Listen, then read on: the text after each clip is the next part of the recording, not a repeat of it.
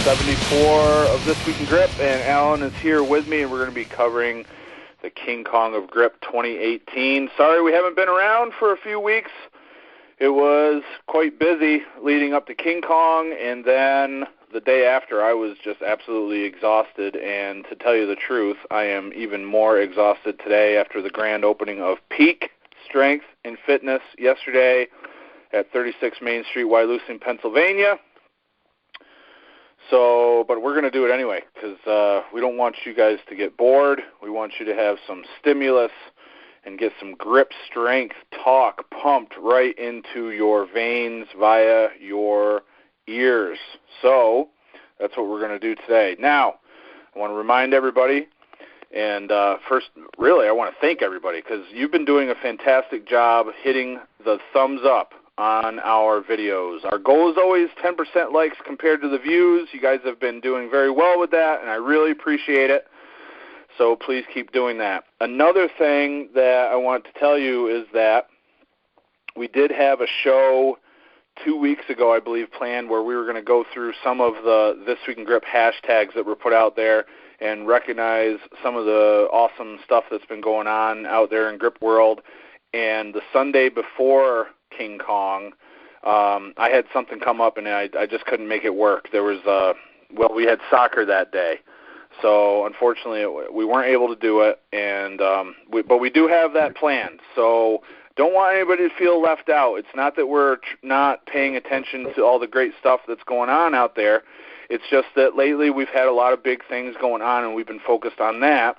And truthfully, I think the focus on bigger, contests and interviews and spotlights on certain things seems to be really, really popular with everybody, and the views have been going up, so there's more people watching the show. So when some feedback was brought to me that we've been neglecting just people's individual feats, please don't think that we've been doing that as a way to, not pay attention to what's going on out there. Everybody's doing a great job, and we do want to cover that, and that'll be coming real soon. So, with that said, Alan, anything else that you'd like to cover before we get going on the topic for this week? No, just with regards to the individual feats that we hadn't been discussing, I didn't even realize that we had trended away from that a little bit. It seemed like just some things, as you said, that were getting more attention. We just kind of started going that way. So I hadn't stopped, noticing some of the things that people had been doing, but it was just like we got kind of caught up in the more popular stuff, and that's how it seemed to head, unfortunately. So, yeah, but nonetheless, a lot of big things have been happening. So yeah, I think a part of that was when Brian Shaw got so heavily involved in grip again. Within the llast 2 months or so, and it's just been one thing after the other with big names doing cool things. I mean, we didn't even cover all that. Like Brian Alzer just put out an inch dumbbell video in the last month or so, and we didn't really even cover that. So that was another thing that we could have hit on. But he did a name drop for you. Did you catch that?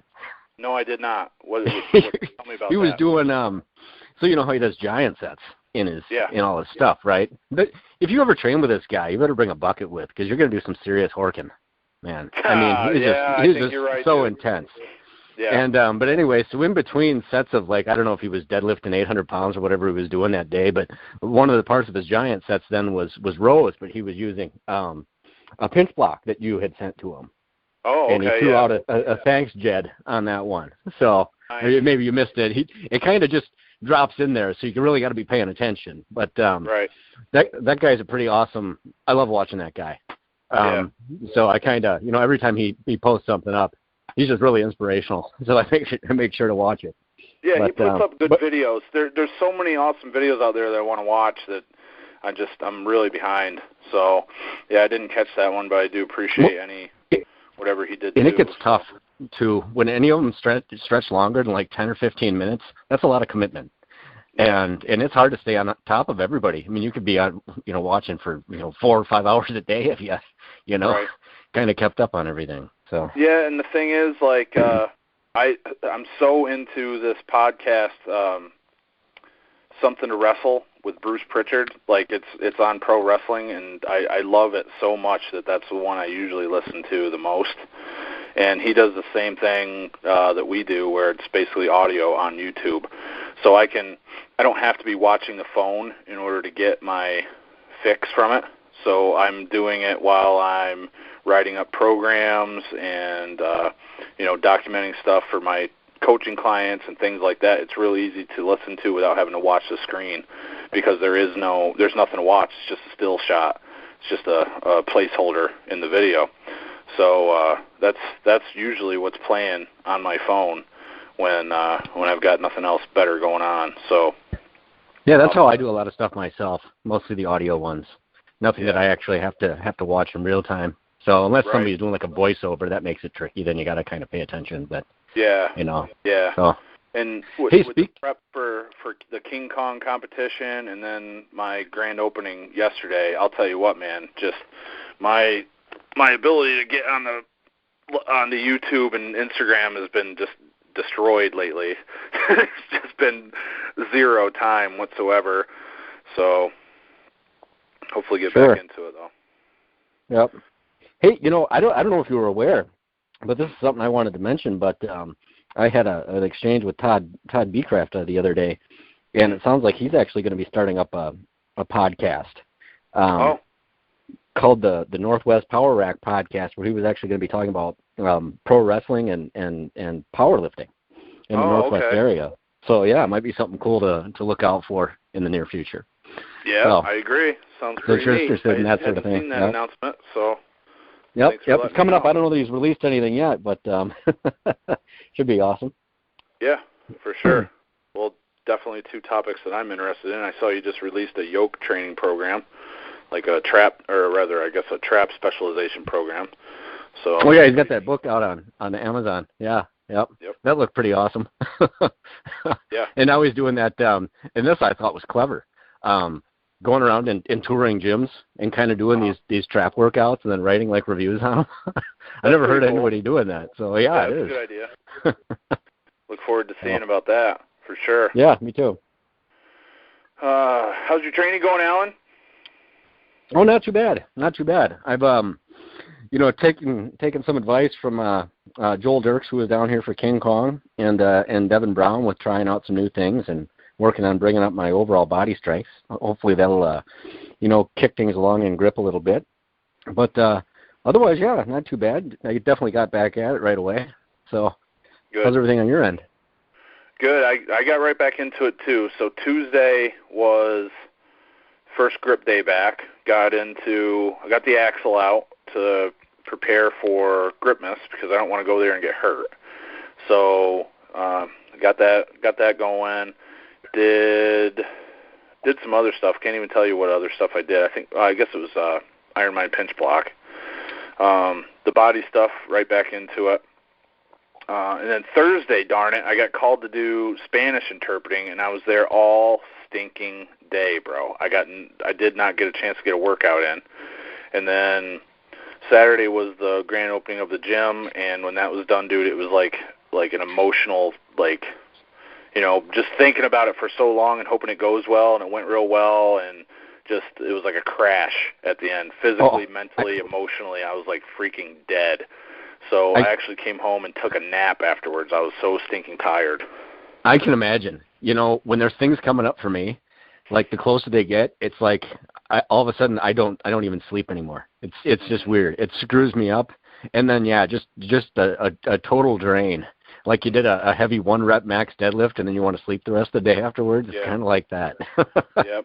So. Well, I wanted to do something cool that the community would see and think, "Holy cow, this dude is a freak."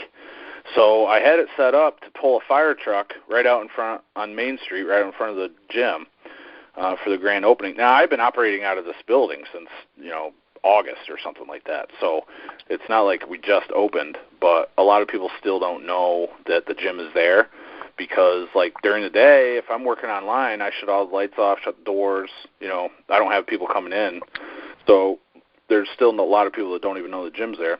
Well, it was pouring. all morning, and the road was still wet at 10 o'clock at start time, and I was like, man, I just don't want to get hurt, because if I don't know if you ever pulled a truck or anything before, Alan, but you're kind of like in full committal towards pulling the truck, and if your foot slips, there is no regaining your balance. You're going face down on the concrete. So I had to cancel it, and instead went with Plan B, doing an impromptu strongman show, which I haven't done a strongman show since 2016. So I ripped a phone book, bent a nail, laid on the bed of nails, had the mayor stand on my chest while I bent another nail. Then I tried to tear a deck of cards. A deck of bicycles totally defeated me, Alan. I didn't even get the crack all the way through the body of the cards. Oh, it was so hard. I tried to do it in the sin. box. Huh? Oh, you broke a cardinal rule. Yeah. you can't go for it if it's. Yep. Yep. Oh, that sucks. Yeah. So I was like, I rolled with it. Who cares?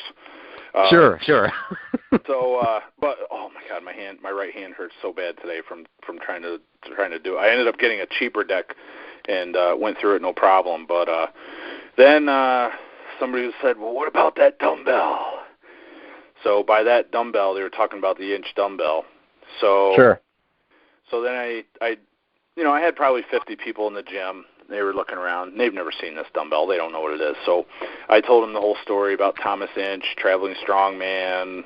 This is a replica. The only thing you can really find anymore is replicas. The real dumbbell is at Kim Wood's house, stuff like that. So I picked it up right-handed, picked it up and held it left-handed, and I was like, wow, it feels pretty darn good. So I'm like, wonder if I can clean it. So I went ahead and cleaned it right-handed. It was pretty darn easy. Not easy. Come on. It's not easy, but it was smooth. Let's put it that way. It went smooth. Got it up. Had to fumble with it with my offhand, and then tried to push press it, which it didn't go. Then I cleaned it even easier left-handed, even smoother left-handed, which that's my strong hand for inch dumbbell, and then went one more time right-handed, and it was a little bit higher than the first attempt, but it just wasn't there. So I'm pretty rusty with the inch press stuff because I haven't done that in so long, but trying to knock the rust off and get it, man, trying to make some history. So was that your first clean right-handed? Yes, that was my first clean right-handed. Oh, nice. I did three total, 2 rights and 1 left yesterday. Oh, so, there you go. But I'll tell you what, man, my knees last night afterwards, like around 7 o'clock, holy crap, getting up out of a chair was torture. They just are not used to that amortization phase with dropping and then trying to drive back up through the dumbbell. And my ankles this morning, oh my gosh, so sore. My feet, just not used to that, man. Holy cow, it's crazy. Yeah, I kind of had a theory about some of that, why our bodies seem so destroyed. It's because, it's like we're so focused on our grip at the moment that we kind of disregard form in some other areas and even technique a little bit, and you're almost sub-optimized. So It's like you throw those things up, and all of a sudden it's like, oh, yeah, geez, why does that hurt? Had it been something... Yeah. Had it been the same weighted dumbbell with straps, you wouldn't have noticed anything, probably. Yeah. Because you'd have just been. That's my thought, anyway. Yeah. Well, the dumbbell's all over the place when it gets up.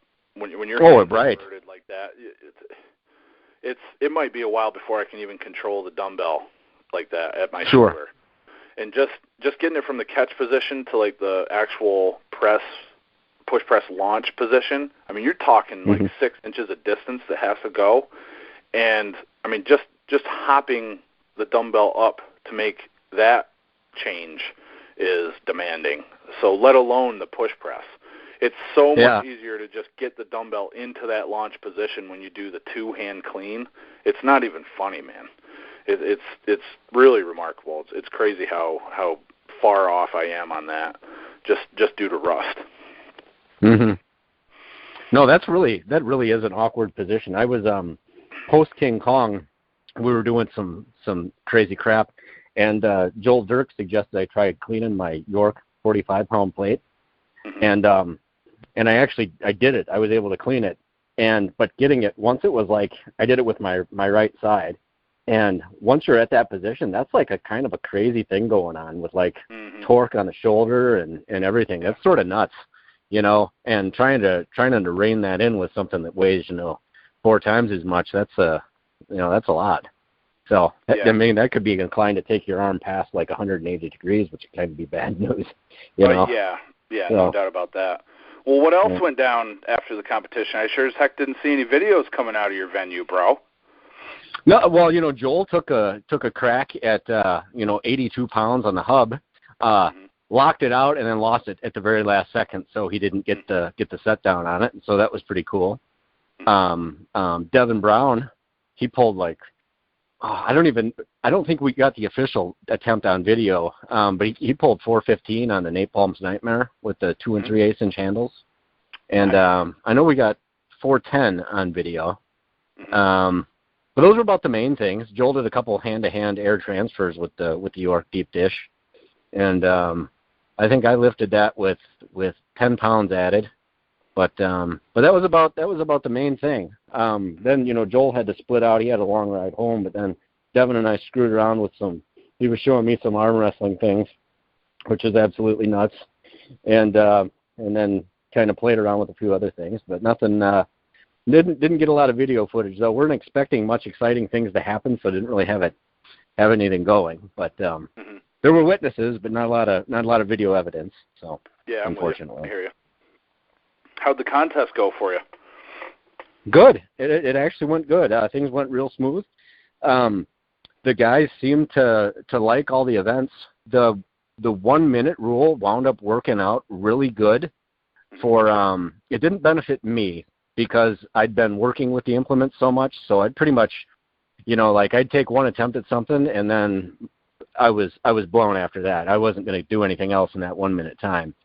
But it really helped, like Joel and Devin especially, because you'd see these guys, well, especially with Devin, for example, he might miss, you know, 10 times in that minute and then absolutely smoke it like 5 seconds before the end, you know. Really? Like, where did that come from? Why couldn't you do that, you know, before?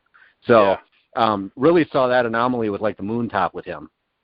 But even the jug, it was everything. His endurance was absolutely ridiculous.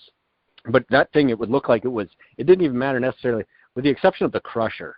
But the moon top and the jug and even the flask, those were the worst events for him. And those things would look like they were welded to the ground, and then all of a sudden, boom, he'd find the right positioning and just about rip it up to his chin. You know, it was impressive. Hell, he got a lot of raw strength. But real good. Otherwise, no wild skin tears, freaky injuries, anything like that. So it was a lot of fun. I didn't have a huge turnout, but real good. So did you do your lifts on the second run of the contest that you did, or on the first one? The second run. Okay. Yes, the one from the previous weekend, I did work up to what would have been some openers for me, and then canned it after that. I wanted to try things in more of the competition setting, and that gave me a good idea where I wanted to be come the second day, or the actual day of the competition. Cool. Cool. So how was everything on your end? Good. The contest was quite, I mean, it was like something, every time you turn around, there was something that was, I don't know, I just felt like I was under stress the whole time and just couldn't calm the hell down. Flask went well. Like a lot of people PR'd on the flask. There were really good numbers on the flask. Like Mike Rinderly has been training really, really hard and ended up well over 100 pounds. That's nice. So it's probably the best pinch contest that he's ever had, and he really trained the events hard. So it shows to put, you know, a little extra time into the contest made a huge difference. Luke did real well. I'm trying to pull up the damn numbers on the grip board, but for some reason it's not loading real well on my computer, so I don't have all that stuff dedicated to memory. But, you know, I want to say Luke had like a 50-kilo lift or something like that, or really close to it. See if I can bring that up. Yeah, I know he pulled some. He did really good. Yeah. Yeah. See if I get that up. So there was some controversy. If anybody's on the grip board, they know that, and this got brought up. But so Joe Sullivan shows up, and I mean, not shows up. We knew he was coming. Joe walks in, and he's got his crusher, and Chris Andrade has his crusher, and both of them are totally different from my crusher. So the way that you look at it, you know how you like do the drop test. So you put what's the V-shaped thing called, Alan, that the carabiner attaches to? Is there a name for that? I don't know that there is. There could be. I guess I'm sure drawing a blank right now. Okay, well, let's call it a V. Okay, I don't know what else to call it, but we'll call it a V. So if you stick that V out parallel to the ground and then drop it, it was identical. But if you looked at it, with mine, there was like an, I don't know, half-inch clearance between the vertical part of the V on mine, because there's like an extra piece on the axle that goes through it. So because it's like a longer piece, there's more clearance on the side, whereas that piece didn't exist on Joe's. So we're like, we're going to use this one because this is going to make the lift easier. And I'm thinking that this is going to be like a 5-pound difference. So in training, I PR'd on the crusher at 201. I did a weighed lift of 201, which I believe is a PR. A lot of times I end up at like 190 something. So, well, hell, by the time Luke's done, he's pulling 205. So why am I going to start at 205? You know what I mean? When on training, I'm 10 to 15 pounds stronger than him on the crusher, so I'm not going to start at 205. So I decided to start at 2010. So the way I see it is I'm coming back from either a warm-up pull or a trip to the bathroom. And Luke's attempts are all gone. He loaded 210 on there for me, and he took a pull to see if he could lift it. He goes and pulls on it, dude, just as I'm either coming out of the warm-up area or out of the bathroom, and I see the tube of the loading pin slides right up out of the stack of weights and into the air. The loading pin broke on us before I even got to take an attempt. Dude, imagine coming out of the bathroom, you're about ready to lift on the device, and the loading pin breaks. This is the same loading pin that we used on the flask, I believe. Don't quote me on that. I can't remember. But it's definitely the same loading pin that we were going to use on the jug. And I'm like, what the hell just happened? I haven't even gone yet, and the equipment broke. And, we're basically screwed now. So Luke has to leave the competition, drive 15 minutes or so to his house, get everything set up in his shop, re-weld the loading pin, and then come back. So during that time, I get totally cold, and I start running the Moontop event for everybody else. And then finally, when the Moontop event is over, Luke gets back, or not over because Luke and I still had to pull on it, but we're almost done with the Moontop, and Luke finally gets back with the crusher pin. So I don't even know what happened from there. I can't even remember what happened, dude. It's like freaking blank, a straight up blank in my mind how that happened. I know that I ended up doing my crusher attempts and got something like 226 or something like that. I mean, dude, I'm thinking I might get 5 pounds out of this handle. I get 25 pounds. It's insane. So it turns out that's the model that most people use. So I don't know if, I have to wonder, am I really that far behind people on like thick bar, or is it just the implement? Because, the way I'm looking at it now, that kind of opens up my eyes that maybe I'm not so far behind everybody. I always think that thick bar is the thing that hinders me, but, I also look at it like I train on Luke's crusher, which is a 2.6 handle. And I always PR on the crusher every contest because I end up going to an easier handle on my crusher. So now this one's even easier. So the bounce back is even better. So I don't know, man. It is what it is, but there's definitely different handles out there, and to me, they're not really comparable. No, they're that can be produced. They're completely different. When you and I had an exchange, amongst ourselves about the handles when you were explaining to me what had gone on, and I didn't know necessarily what you were. It's hard to convey that via the phone, and so I didn't get to really see the dissimilarity until Joe Sullivan posted the picture or the video on the grip board about the crusher that Andrew Pankey sent him before he was going to send his old one back. Right. And that is a completely different crusher, literally, than what I have. I have the one, it must be the one that you have, because mine, it has the round handle, the 2.5-inch handle, but on each side of that, there's a spacer that's maybe about 1/2 inch. Mm-hmm. And then it has actually what would be the I just looked up on Iron Mine's website. They're calling that a triangular frame, by the way. Triangular frame. Okay. That V thing. So, but there's a spacer between there, whereas the new models, the spacer is gone, and the parts that would immediately drop down on the side of the rolling part of the crusher, those actually look, to me, in fairly close proximity to the end of the crusher itself. Yeah. So as I viewed it, it almost looked to me like there could be a little bit of friction placed there that wouldn't be able to be placed on the other models. Right. So it appeared, though, that you could, in fact, pull quite a bit more on that one than you would on the others.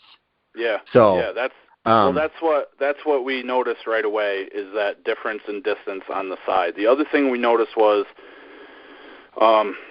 there's a bevel on the edge of the handle that is totally different from mine to the one that Joe had.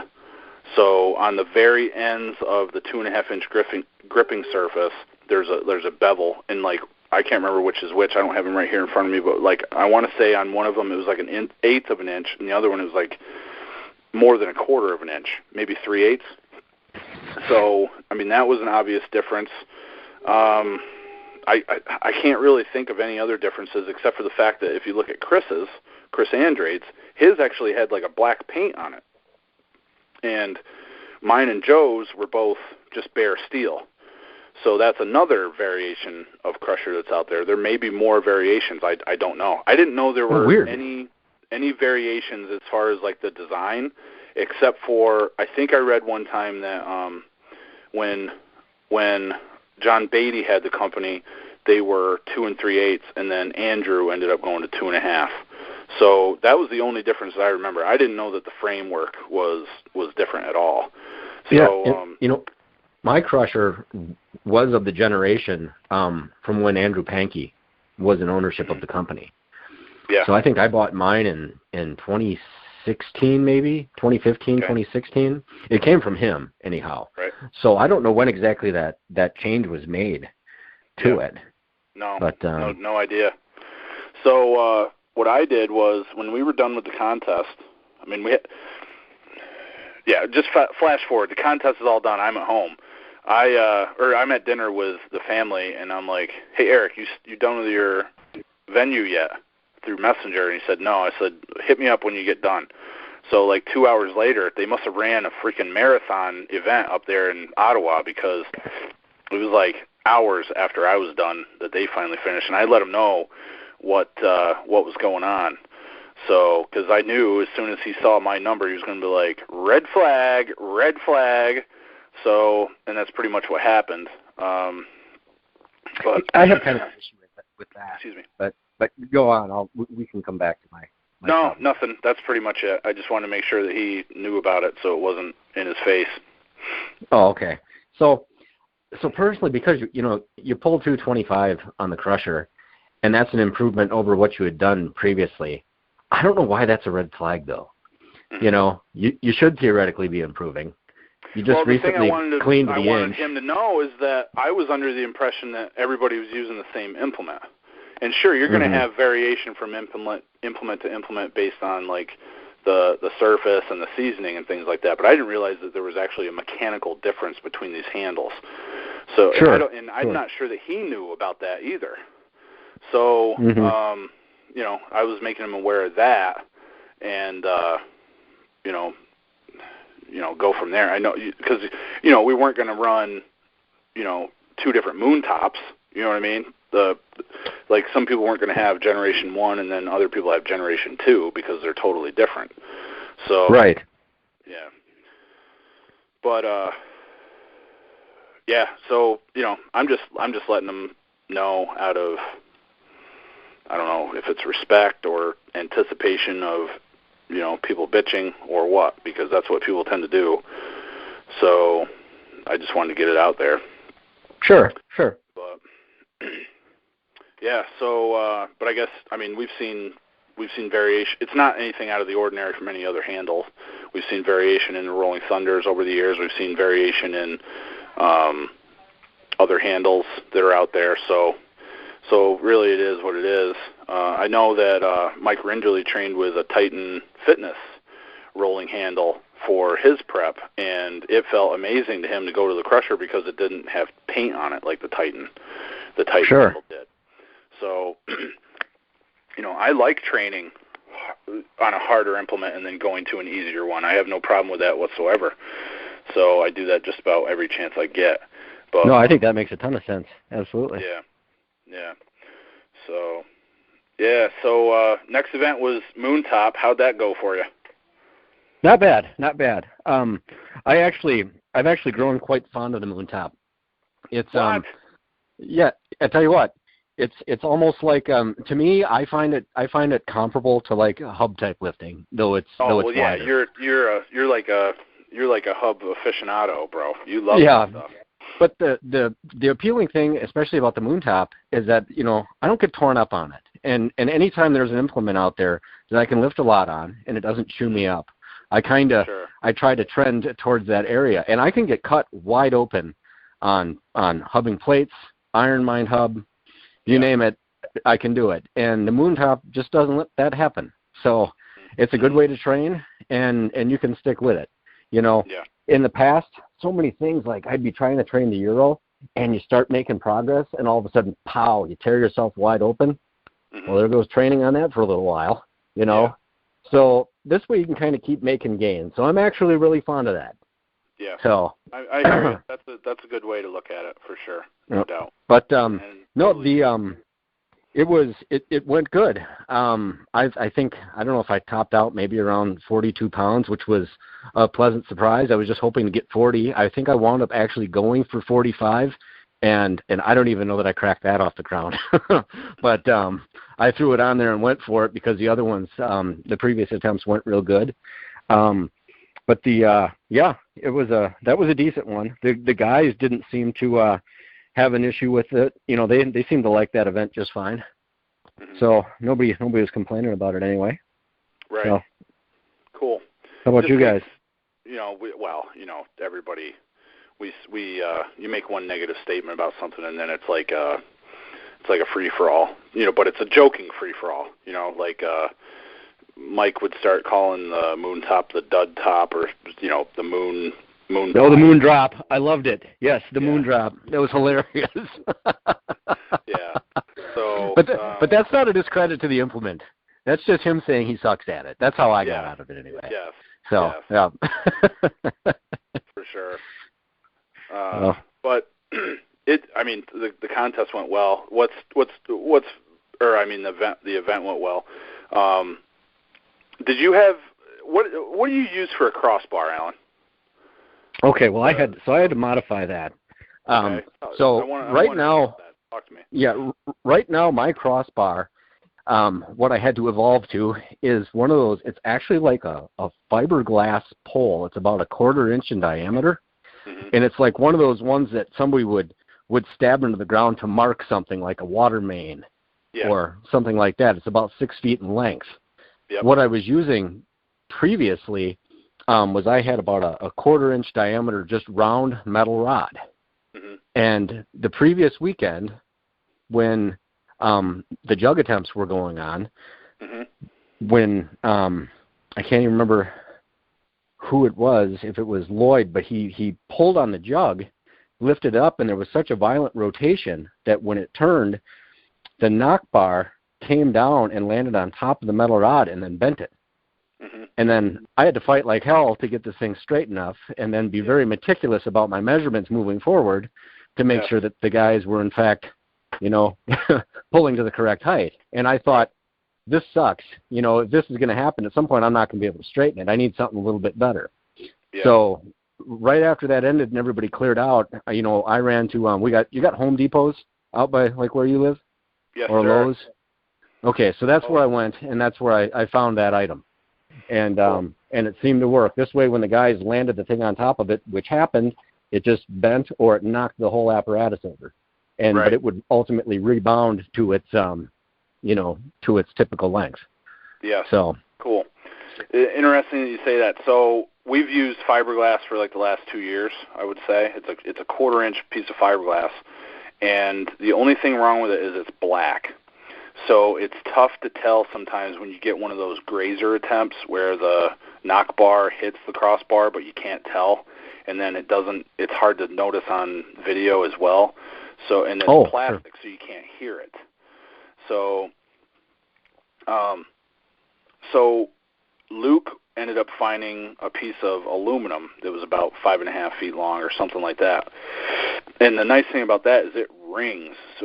So when you hit that even just slightly with the steel knock bar, it ting, it puts off a good sound. It's like you're playing with crystal glassware, with water in it, and you're swiveling your finger around the end and you're making music. That's how pretty it sounds. So we use that. So I want to say it was the crusher.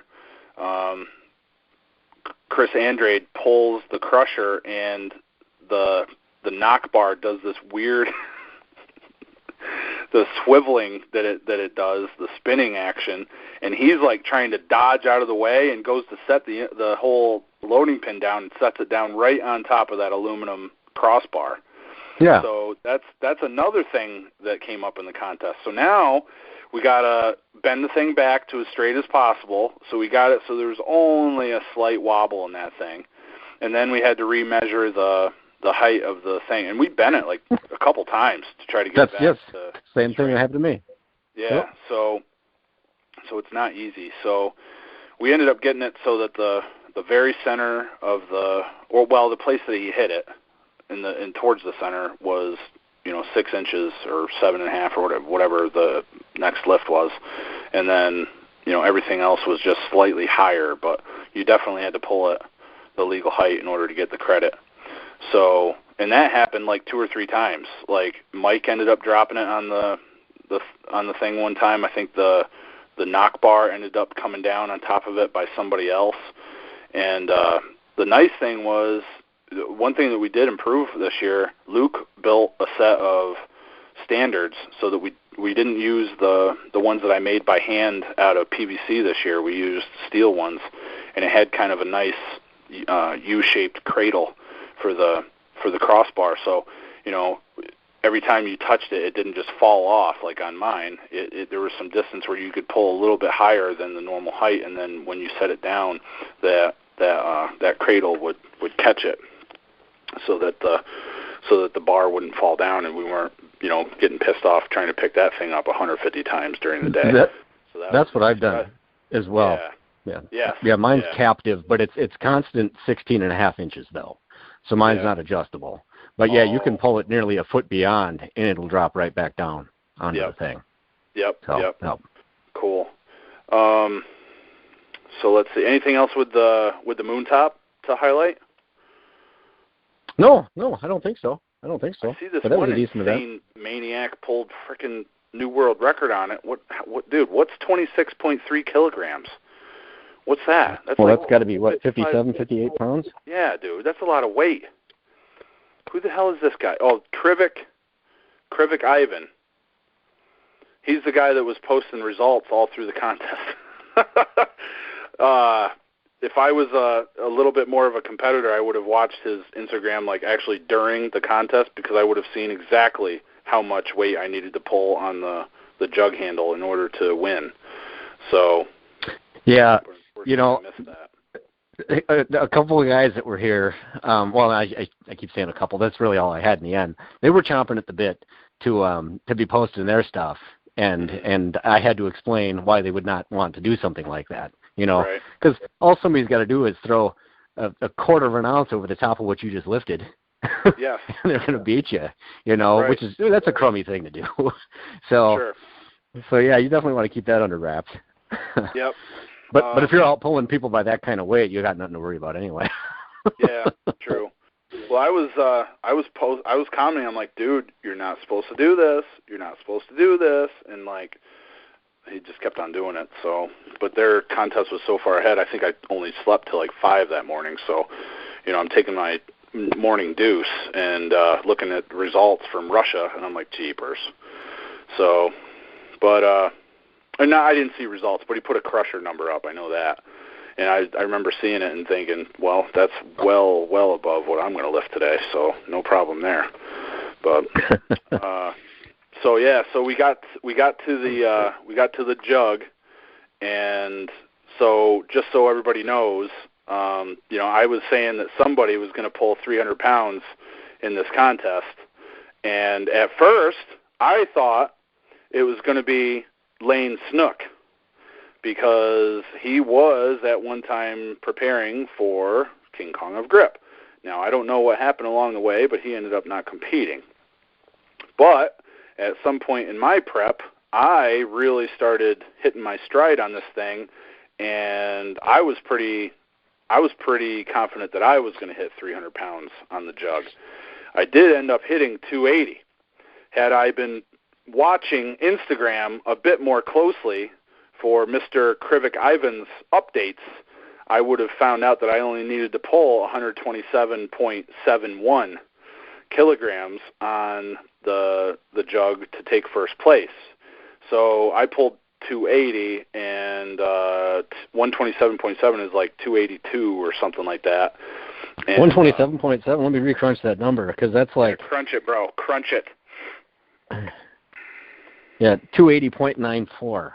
Yeah, so they beat me by about a kilogram, and if I would have done like 282 or whatever, I would have beat Alexi on that, and it could have potentially been enough for me to win King Kong, along with a little bit better bump on the moon top. So it was within grasp, but it wasn't meant to happen. And what's funny, dude, is it's back in the summer. I would say this is back in like August. Maybe even July. That's how long we've been training these stinking events, man. Like, I'm sick of these events. I want to get on to something else. We're at Average Tim's in Wysox, and, up until this point, I'm topped out at like 195, might have hit 200 one time. Well, I figured out a little positioning that improved my lifts, and I jumped up about 30 pounds in about 10 minutes. So Luke leaves the room. I go, Adam Culver was there. Adam, I got him. I'm going to beat him on this. He thinks he's got me. I'm going to beat him. So I'm like, don't tell him, dude, but I'm going to beat him. So I'm there working on my 220 pounds, dude, thinking I'm big shit, right? Well, what's Adam do? He goes right over and says, hey, Jed says he's going to beat you on the jug. Luke walks back into the room and proceeds to work up to 250 pounds. So I'm like, wah, wah, wah. Yeah. So I take Adam out back, put him in a headlock, drop an elbow on him, tell him don't ever, break the guy vault code again, and he put him in his place. So, but just keep on training hard, and Luke went maybe 2-3 weeks where he wasn't able to come down. So we get the jug out, right, and I'm doing like some decent work at 250, and maybe for sets of 3 to 5 or something like that. And he goes, so what have you pulled on this? And I wasn't going to tell him, man. I wasn't going to tell him. I was going to keep it. I was going to sit on it, man. And I go, dude, I can't lie to you. I pulled 274 or something like that, man. It was up there. So he's like, really? I'm like, yeah. So I showed him some stuff, and sure enough, he was like right back up to 260 again after not touching it for like a month. And by the end, The last workout that we did, I did what should have added up to 300 pounds based on using the calibrated weights, what the loading pin weighed, and then all the weights that we added. It should have been 300 pounds. We scaled it, and it was 299.7 or something like that. So it was just a little light on the scale compared to what the plates were saying. So I'm like, that's all right, I'll still pull 300. But I'll tell you what, man, after everything that went wrong at the contest, having taken all my attempts and not getting great rest the night before, and who else? I didn't eat my last meal like I was going to because of the welding operation that had to take place. I ended up getting off by a meal. I just wasn't feeling super for the jug. 270 went up easy, 280 went up easy, but I just could not make 290 happen. Ended up taking the implement off, throwing it, dropping F-bombs. My mom hollered at me. I hollered back at her. Ended up getting in a fight with my mom at the contest. Oh, my gosh, dude, it was ridiculous. So I had one more attempt, and I just had nothing left, dude. I couldn't put it together. So, but Luke did the 290 and went for 300, and I'll tell you what, dude, he couldn't have missed the crossbar by much more. The crossbar by much more than half an inch. I mean, that attempt is up on Facebook. I don't know if you saw it, but like he picks it up and then it looks like the crossbar isn't moving anywhere, but then all of a sudden it accelerates like crazy, like the UFOs that you see in videos online where they're just moving slow and then all of a sudden, pew, they're in like a different state. So, yep. And it just didn't hit. So we almost got it. I don't know about any other big attempts around the world, anybody else that went for 300, but I thought for sure it was going to go up because I was confident in. I mean, I was breaking my PRs in training by 5 or 7 pounds every single time.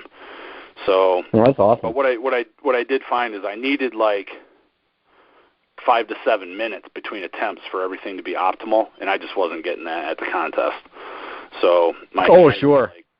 My hand was red and felt like it was raw by the time that the event was over with. Yeah, we capped the rest periods at 5 minutes for us. So once that was up, it was time to go again. That's good that you did that. So. We did not cap anything.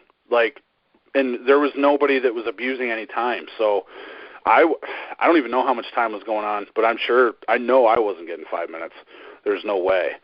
So I think that's good that you were allowing people to take that time. But you only had, 4 or 5 people there?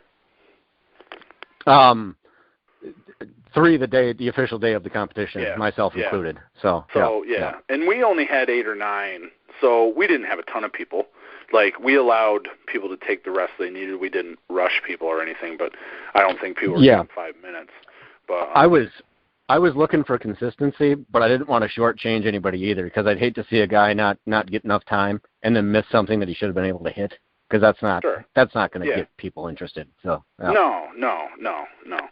I didn't hear anybody say that they didn't get enough time, and I got decent time. It's not like I was rushed or anything like that. It's just for optimal lifting on the jug, I knew that I needed more time, and to be honest with you, I was like, let's get this friggin' contest over with. Because at that point, then I got to crunch all the numbers. So everything's written down on a sheet, and then I got to transfer it all into the computer. It's all written down in pounds. Got to transfer it to kilograms. So, I'm like, let's just get this shit over with. But I did something different this year than I had previously, and that really helped out. Was so I had everything in kilograms, but what I did was I went and I kind of more or less calibrated everything to numbers that made sense. Whereas previously, like, my flask weighed like 1.88 pounds. Well, I added weight to make it an even 1 kilogram. Yeah. And I did that with everything.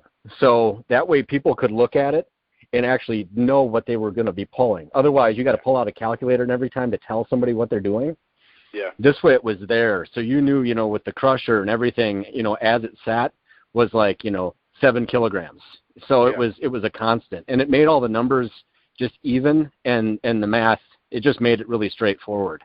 Sure. So Otherwise, when you're starting to deal with all these, you'll be lifting some weird weight, like, 43.629. What's kind of a pain in the ass is that? Oh, so yeah. This helped out a lot. That's what all my stuff is. The only difference is I'm using Excel to add it all up. So if the implement weighs 14.29 and then you throw a 25 on there, that's 25.23. I'm just copying and pasting into the cells. I have the sum formula already set, and then we're going from there. So sure. Then it's just a matter of transferring it. There's a lot of stuff you can do to make that easier. Unfortunately, this year, I didn't do any of that crap. When I was running nationals earlier this year, I had all that stuff updated after each event. So it made the calculations after the full competition that much easier to do because I already had it entered. So I just didn't do it this year. Just didn't do it. So only myself to blame, brother. But, I'm looking at the jug results, and, people may not really think about this, but it's really ounces that matter in this competition. Like, it is. I explain that to the guys, too. Yes. Thomas Larson beat Carl Myerscough in the jug by 0.05 kilograms, because Carl pulled 115 and Thomas pulled 115.05. So basically, my assumption there is, out to the California venue, they were, using all even numbers and did something like you talked about, where they added something to the implements, so everything's like rounded numbers. Thomas is using things that are like not rounded, not brought up to the next kilogram. So he edges out Carl in the slimmest of margins, 0.05 kilograms. What is that? That's got to be a matter of ounces, dude. 0.05, yeah. Let me see here. Yeah, 0.11 pounds. So let's see here. 0.11 pounds. So then you multiply. Yeah, 1.76 ounces. Yeah. That's very, very minuscule. Yeah, dude, and that you get a full point out of that. I would love to have ended up with two more points at the end of this competition. So, and then he got beat by this Goncharenko Vadim by 0.65 pounds. So Goncharenko Vadim beat Carl Myerscough by only 0.7 kilograms, but gets a 2-point benefit from it. And he hasn't even pulled a full kilo higher yet. That's what's really, it's an interesting dynamic about this competition that people may not consider.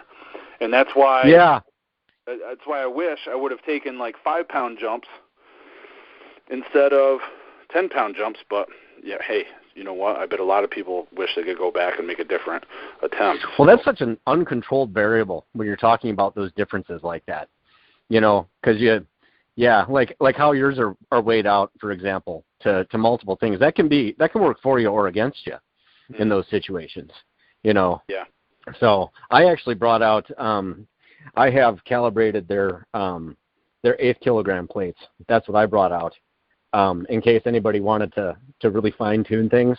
And the one guy actually did that on the moon top, because he was so close to what his top end was, he just kind of kept feathering it up as he worked up, Sure. So sure, yeah. that let him get, successful attempts in.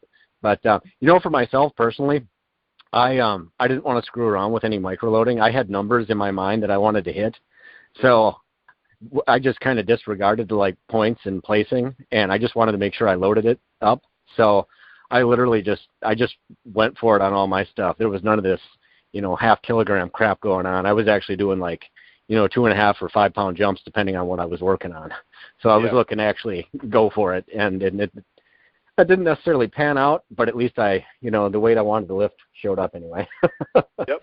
So sure. That was actually a regret I had after SJ4. I went there with a specific thing to lift on the crusher, and I never even loaded it on, which was the dumbest thing I've ever done. Is you're not going to lift it if you don't put it on the pin. Yeah. So, yeah. So I said never again. You took 2 small jumps and never got to your target weight after 4 attempts? I took it based on how things felt, like using SJ4 as an example. Yeah. I chickened out because I didn't think it was in me, even though it theoretically was. Yeah. And I was more or less worried about placement, which was dumb. I should have just gone for what I had in mind. Yeah. And said, to hell with the rest of it. And that's exactly what I did like this time around. It was like, you know what, I wanted to lift this amount of weight. It's at least going on there one time, whether I bomb out or not. This way you can't say I didn't go for it. Yeah. No, because you're not going to find out what you've got if you don't actually try. So. Sure. Any other points of discussion about the competition that you want to cover, Alan? No, I don't know. I guess, in terms of, I think, favorite or least favorite events, I don't know that the jug necessarily got the biggest nod from the people that were at my venue. Otherwise, there weren't any real issues with the other stuff. Crusher seemed to be a hit. Look, guys like the Flask, even the Moontop wasn't such a big deal. But yeah, the Crusher, I don't know. I personally, I have issues why I couldn't really even train with it. So that wasn't the thing for me. But the other guys, they just, especially the guys with average size hands like what I had, it just didn't necessarily agree with them. They just felt like they couldn't pull what they were really capable of because of the size on it, So that was a bit of a turn-off for them. But and that kind of leads into the topic that I was going to bring up is you talked about SJ4 and the allometric scoring that was used and how, I think back to I took the results that I had there and I asked Nate to run it as if I was my lightest ever in the 231, the 105 kilo class, and it didn't change anything about my score. Well, if you look at the top 10 people, I'll run down them in order from 1 to 10 here. So Alexei Tukulov, what's his body weight? 280 plus at least. Oh yeah, he's a solid dude. Yeah, that might sound right. I could be a little off, but he's definitely not like a middleweight. Yeah. Tanner Merkel, 74 kilo or 83? 83. Okay, 83. Jedd Johnson, 120. Harry Talonen, what weight class? 120? He was in my weight class, right? Oh, is he that big? Oh, yeah, I thought. Okay. He won the 120 now that I think about it, so he's 120. Ah. Gil Goodman, okay. 93, right? About 205. Yep. Luke Raymond, 93, about 205. What about this Krivik Ivan? Any idea what his weight class is? No idea. No. Okay, it's probably down here later. You'll probably end up finding it, but we don't know. Jesse Pignonin, I don't know. I think he's 120 plus, isn't he? Is he? I didn't realize those guys were so big. I thought they were 93 Ks. Well, 93. Okay. I'm gonna go hunting. I mean, either way, Thomas Larson is definitely a big boy, right? He's 6 feet tall. He's probably 120 kilos, maybe 105. I don't know. And then Cody Burns, he actually came in at the 83 kilo class this time, right? Because he's been doing a bunch of fasting. Did you see that? I saw he came in at 83K, and I was really surprised. He was never a big 93K guy, though. No, but right. But I guess he's been doing a bunch of fasting lately to reduce inflammation in his body, he said. So okay, interesting. So his body weight is down. So the point I'm making is when we're running Crusher, that's 2.5 inches, Jug, that's 2.5 inches, Moontop, that's what, 4 inches across? Yeah, something like that, yeah. Okay, so why, if body weight is so important and we need these allometric scoring systems to make things fair for everybody, why is Tanner, Gil, Luke, and definitely Cody, 4 out of the top 10 people in the 84 or 83 or 93 kilo class, why are they even there? They shouldn't even be there. They're too little. Their body weight is too light. They shouldn't be there, right? If body weight is so important. Right. This was a discussion that we had here too. Yes. Right. Yes. So with regards to that. I mean, I think we need to look at this and say, and question whether or not we need allometric scoring, especially when allometric scoring is proven to favor people that weigh 205 pounds. The other thing that you brought up there was Joel Dirks and his hand size. He's a 300-pound dude or close to it. If not, yeah. Pounds, Let me. What's he weigh? You weigh? He's over that. He's over that. Okay. He's like 330. Yeah, he's a big boy. Yeah. Well, he doesn't have the gift of hand size, so. No, his hands are about the same size as mine, as a matter of fact. Right. Yes. Right. So when you're dealing, I'm not saying necessarily you don't ever have to make things fair. Okay, you don't need to use something different. But when you're using these events, these are not body weight events. These are hand size events. And there's no reason to go dividing everybody's score by body weight when you have somebody like, I mean, there's got to be, I don't know, all these people are in pretty darn good shape. I was going to say you can't lift stuff with body fat.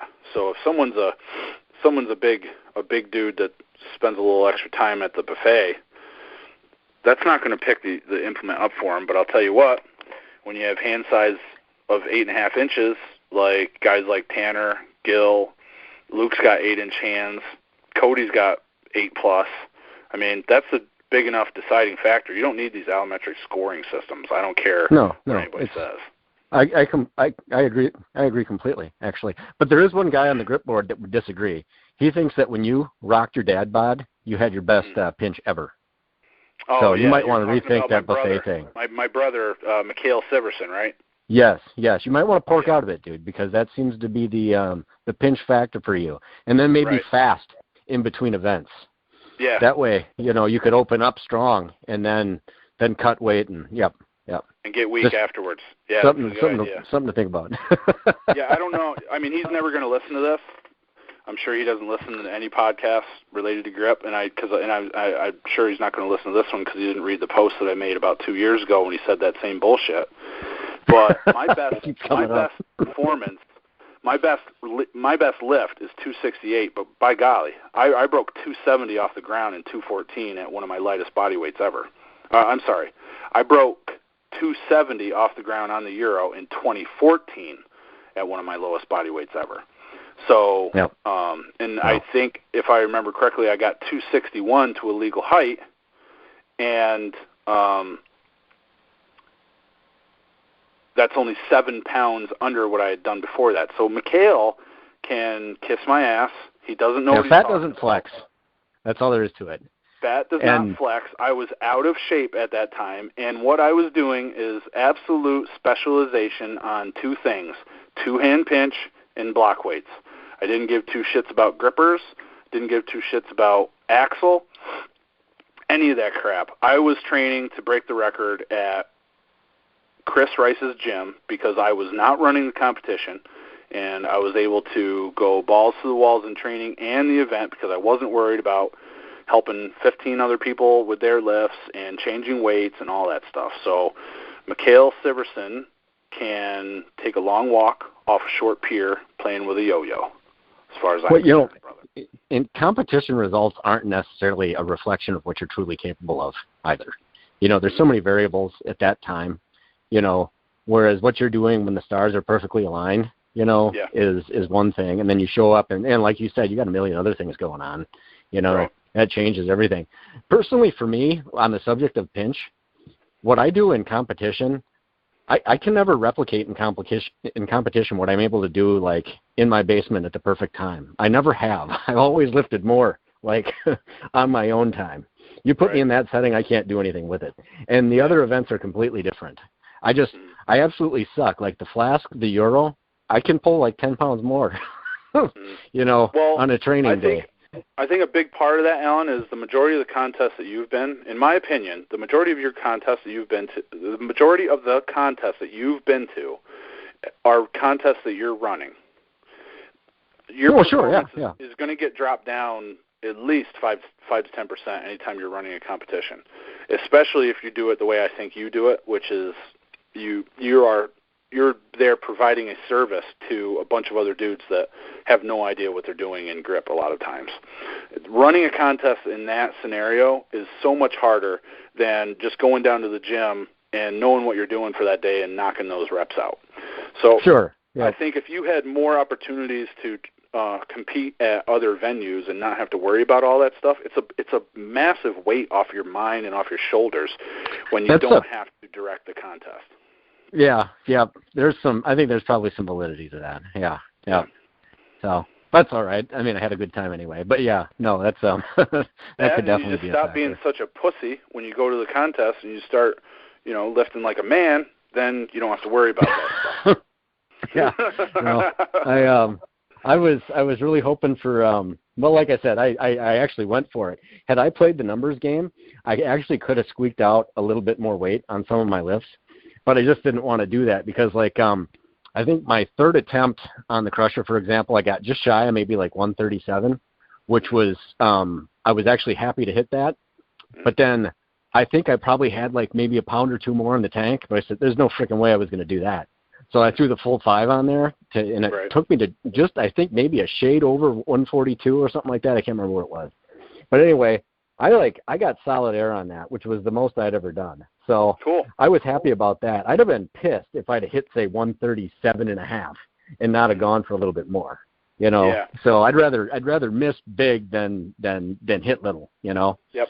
But it's all in your my approach that you're using at the contest. If you're gunning for a win, then you have to be a little bit more cautious.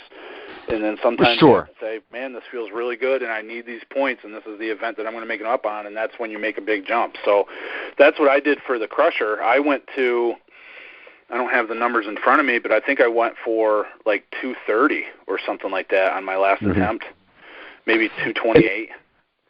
That makes sense. Yeah. At your level. I mean, I broke it off the ground. I mean, it wasn't a straight-up failure. So, but it just wasn't meant to be. Go ahead. No, when you're at the top end, I think you definitely got to do that. But like for someone like me, I'm so low on terms of I'm my own competition.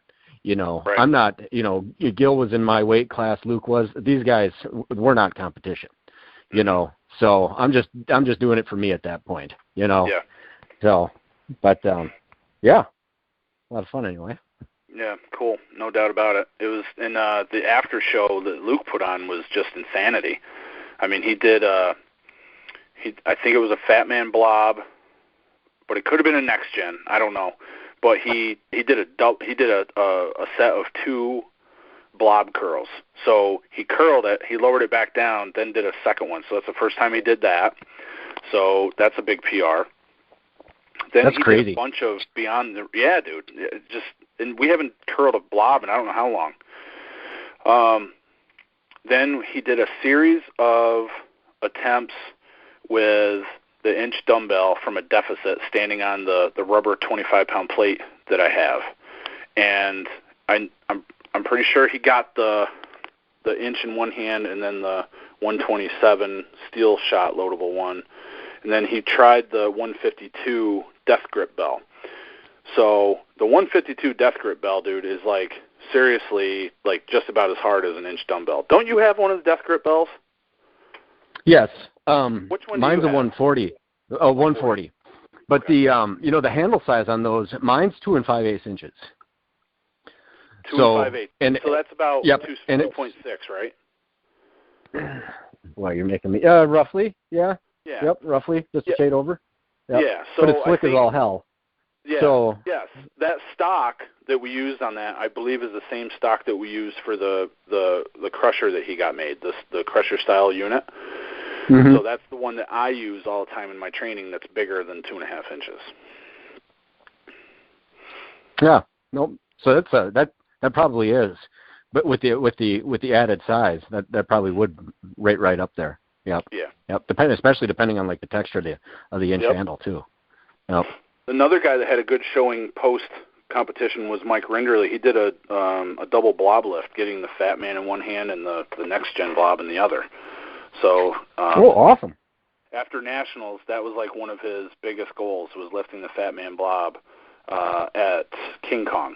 So he's been, like I said, he's been doing some consistent training in between smoke breaks. So he's putting the work in, dude. Putting the work in. Sure. Nice. I don't think he's going to Grip Miss. I'm not sure what's next on the schedule for him. He may be going to, I guess he's going to Dan Senadoza's old school grip competition at the Kettlebell Club, Baltimore Kettlebell Club, on, I believe, the 17th of November. So I think that's what's next for him. So maybe we'll see some cool stuff coming from him at that location. I think Joe Sullivan might go down to that too. But I don't think I'm going to that one. So what's next for you, Alan? What are you going to be training for next? Competition, goals, and what specifically? Goals. So I'm going to be doing a lot of more general type of stuff, but I want to be working more towards actually my goal of lifting some of these challenge dumbbells, specifically the baby inch. Best I've ever done is getting that to my knees. So, but I do think I'm really knocking on its door right now. And I want to do a lot better with, keep progressing in terms of block weights and things. So those are my main things right now. Cool. Is what I intend to. So no competition in mind, but I am going to be sprinkling in a lot more things, hoping that kind of keeps things a little more awake. Just kind of maybe once in a while doing a little bit of a medley with like hub, flask, things like that. But that's kind of my plan moving forward. Nice. So you're going to season things. But you're gonna season things with some flask and other medley stuff, but you're gonna have some key focus on block weights and thick bar, eh? That's my main plan. Yeah. Yep. Cool. So I'm looking at finally completing this clean and press, which it's going to be a push jerk, clean and jerk of the inch dumbbell. There ain't no way I'm pressing it, but that's legit. One of my goals. Some more stuff with the 2 25-kilo plates. Definitely going to be continuing work on the Iron Mind pinch block because I think there's going to be more competitions with that in there, and it's been so hard for me to gain on it. I just want to keep going. So I'd like to hit 100 pounds on that here pretty soon. I like that device. You can get a lot of volume in on that and not tear yourself all to pieces. It doesn't cut you, man. It's not. I don't care nice. what anybody says. Nice. The flask will eat you up. It eats everybody. I can take like 5 pulls on it before I'm cut. I can take like 50 on the Iron Mind pinch block. So it is. Yeah, what it is. I get torn up on most anything actually. Even the blob I can get torn up on. Rips my thumb wide open. That's why I kind of err on the side of like the hexes for training purposes. Yeah. But hubs cut me. Everything cuts me. But yeah, that's the one thing that hasn't let me down. Right. the blockbuster, and then even some of Luke's things like that thumb blaster. That's such a nice way to hit those things and not rip yourself all to pieces. Sure. Oh, dude, the thumb blaster, man. Everybody should have one of those. Those are just. Like I said, that kind of stuff is really going to be more my staple at this point when I need to get some work in. Otherwise, once you're cut, you're not doing anything anymore. No. Not if you want it to heal. So, yeah. But. And I'm going to go to Gripmas. And then. That should be a nice turnout. Yeah. Yeah, it should be. Really cool. When he announced that, I remembered, he talked about that a while ago, and I thought, I'd wanted to go to that, and then especially it being the last one, I thought it would have been really nice to go to, but things just aren't going to work out, for other reasons. So, but which is a shame. But it would have been nice. Well, that sucks. I was hoping you'd be able to go. Hoping it would be in the cards. Well, no, but it sounds like it's going to be a big turnout. So it should be pretty cool. Yeah, for sure. That's about it for me as far as goals that I can specify. I mean, other stuff comes up and you're like, I guess I'll start working on that or whatever. But maybe some Blobzilla or Blobfather. But I haven't even taken that down to the new gym yet. So that's been sitting up here at the house. That hasn't gotten any use in I don't know how long. So. Oh, so you're not doing any training at home at all? You're just chilling once you get there? Yeah. Okay. I don't do so. The way the schedule works on Monday, Wednesday, Friday, I have sessions until about 5 o'clock, and then I'll sweep up. I've never cleaned. I've cleaned this gym, the Peak Strength and Fitness facility, more times than I've cleaned my house, and I've only been down there for like a couple months. Like I'm almost OCD about it. So that's weird. I figured for sure you would have had like Jed's private reserve, like your your special little toys, at home, like an inch, things like that, where you could just go down and hit it. Your little secret spot, your top secret training area, where nobody knows what you got going on, just your little lab. Well, the problem is, Alan, the soccer practice was going on immediately after my training. So it was like I'd have to go home, train, and then get ready and leave, and it would end up cutting into the available training time that I had. So I've just been doing training down to the gym during dead times, and it's been working out real well. Yeah, Jesse Pignonin actually made a comment on, I believe it was on.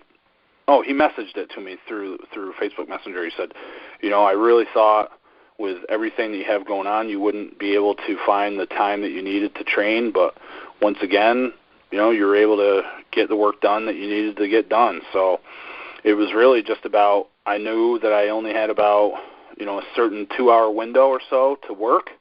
So I was getting as much work done during that time period. And it wasn't optimal. I mean, there's been drama going on in my life all year long, and I've continually had to deal with that, but you just gotta make it a priority, and, I'm able to, shut certain things out of my life that I need to and still train better, I guess, than other people. But, part of it is... Once I have stuff down to the gym, it's staying there. I'm too lazy to take it back. That's cool. I get it. I just, well, here's where I'm heading. So I'll see something done on Instagram or Facebook. You'll see some feet come up, and it's all of a sudden okay, I got to try this. And so I just got to go downstairs. That's all I have to do now. Whereas you. I don't know how far your gym is in relation to your house, but it's only 5 miles. Okay, well I guess that's not so bad. But it definitely makes that spur of the moment kind of thing, a little tougher. That's why I thought you'd have especially with your assortment of stuff. Right. I figured you'd keep a couple things. Oh gosh, dude, no, don't get me wrong. There's still a whole gym down there there's a whole grip gym down in my garage still. Oh, okay. So you did hang on to some stuff. Okay, yes. Oh, okay. Yeah, there's I thought you packed up your crap and started storing camping gear and stuff where your gym was. All right, I got it. No. Okay. It's just the work that I got done was based around King Kong and a little bit of feeding, and the feeding paid off. The feeding training paid off. The King Kong training paid off, but there was no extra training going on at the house. Okay. It's like a minefield That's cool. down there, dude. You can't even walk through that area. I haven't tidied it up or anything. All right. Pretty lazy, bro. Cool. Pretty lazy when it comes to that. Yeah. Well, that's going on. Dude, I am chewing on some Big League Chew bubble gum right now that is just phenomenal. Let me tell you, I hope everybody can hear it too, and your mouth is just watering I can't, but that's hilarious because I didn't know that existed anymore. And I was at the gas station in my hometown. They got an entire display of Big League Chew. Cool. How long has that been around? I mean, that was Big League Chew. I had that when I was a kid. Gosh. Yeah, dude. It's got me too. Over 40 years, at least. Sure. I mean, this was around. Yeah, I remember. Yeah, scarfing on that when I was a kid. I mean, I'm not going to touch it. The one thing I remember is I didn't see it for a while, and then kids in college on the baseball team had it. Well, what I didn't realize is they were throwing Levi Garrett in there with it. So it looked like they were just carrying around a pouch of Big League Chew, but really what they had was legitimate tobacco chew. And not only were they concealing it in their baseball bag in Big League Chew, but they would put their pinch of it inside of Big League Chew. So if they got called to spit it out or whatever, it still looked like Big League Chew. So pretty smart stuff. But yeah, that was. Yeah. I didn't see it for a while either, but the best is the grape. Oh my gosh, you get the grape flavor stuff. Oh, so good. I remember that. For some reason, I remember a sour apple, but maybe I'm misremembering. Oh, dude, no, dude, no. It's like when Bill and Ted are playing Twister, and the Grim Reaper sticks his bare foot in one of the guys' face. He's like, "Oh, dude, no, you can't have." Don't go for sour apple. It's no good. Go for the grape. You're happy. That's funny. Cool. All right, man. Well, I'll tell you what. we're in this thing about an hour and 20 minutes. People are going to start complaining that we're going too long, so we better wipe it Sure. down. Okay. Unless you got anything else to say. Otherwise, the show is yours, tough guy. No, I think I'm good to go. All right. Well, that is episode 74 of This Week in Grip, the King Kong recap. Everybody comment down below how you did, what your favorite events were. Don't forget to like, share, and subscribe, and we'll be back next week with another one. We'll see you then.